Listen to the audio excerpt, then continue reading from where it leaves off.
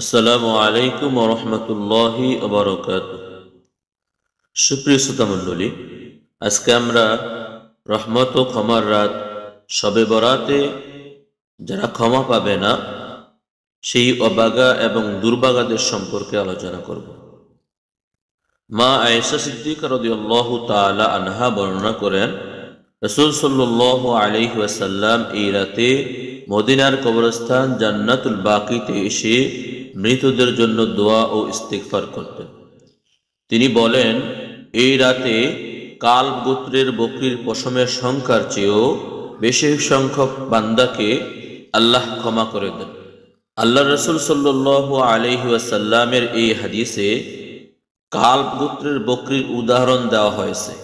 এটা যদি আমরা আমাদের দেশের ভাষায় বুঝতে চাই, সেটা হলো এক একটা এলাকা এক একটা জিনিসের জন্য বিখ্যাত থাকে।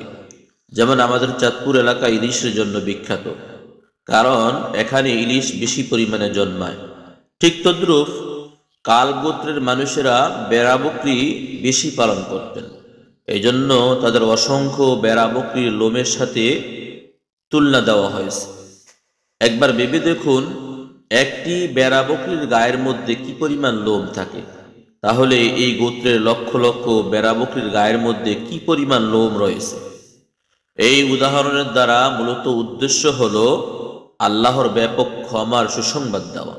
শবে বরাতের রাতের ফজিলত সম্পর্কে অন্য একটি সহিহ হাদিসে আবু মুসা আল-আশআরী থেকে বর্ণিত হয়েছে, রাসূল সাল্লাল্লাহু আলাইহি ওয়াসাল্লাম বলেছেন, নিশ্চয়ই আল্লাহ শবে বরাতের রাতে সমস্ত সৃষ্টির দিকে রহমতের নজর দেন এবং মুশরিক ও হিংসুক ব্যতীত সকলকে ক্ষমা করে দেন।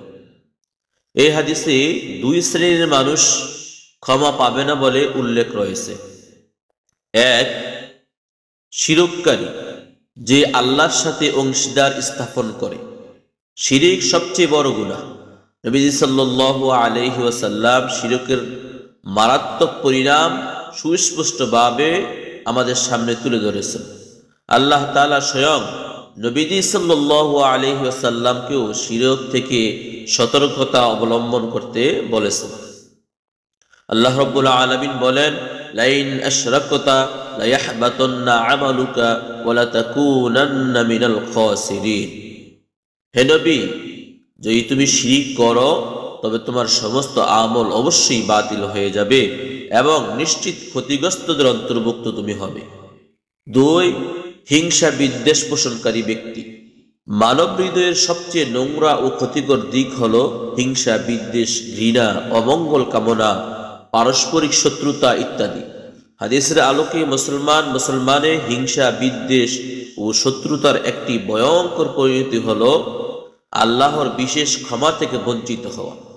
এ প্রসঙ্গে আবু হুরায়রা রাদিয়াল্লাহু তাআলা আনহু বলেন, রাসূলুল্লাহ সাল্লাল্লাহু আলাইহি ওয়াসাল্লাম বলেছেন, প্রতি সপ্তাহে 2 বার সোমবার ও বৃহস্পতিবার বান্দাদের আমলনামা আল্লাহর দরবারে পেশ করা হয়।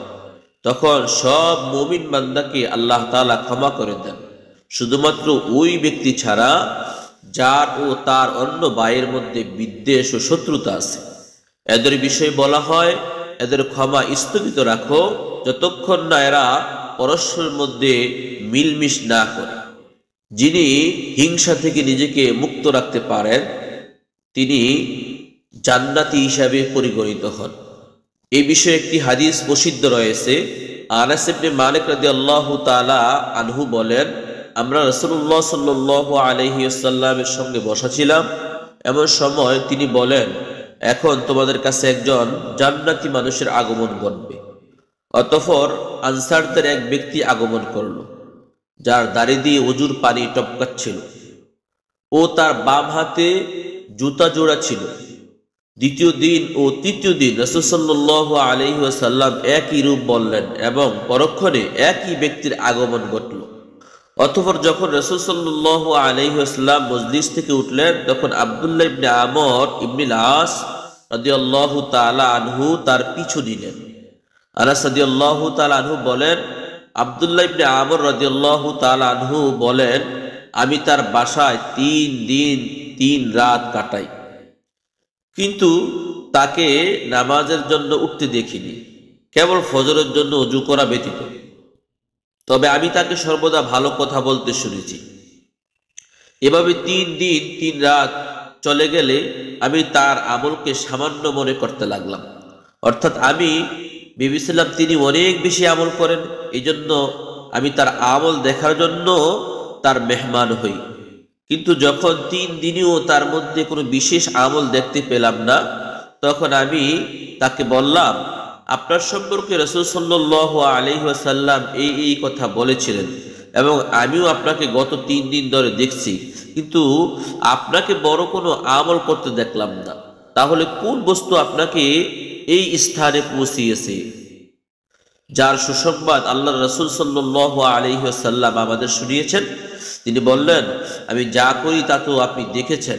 অতঃপর যখন আমি চলে আসার জন্য মুখ ফিরাই, তখন তিনি আমাকে ডেকে বললেন, আপনি যা দেখেছেন তা তো দেখেছেন, তবে আমি আমার অন্তরে কোনো মুসলিমের প্রতি কোনো বিদ্বেষ রাখি না এবং কারো প্রতি আল্লাহ প্রদত্ত কোনো কল্যাণের কারণে হিংসা পোষণ করি না।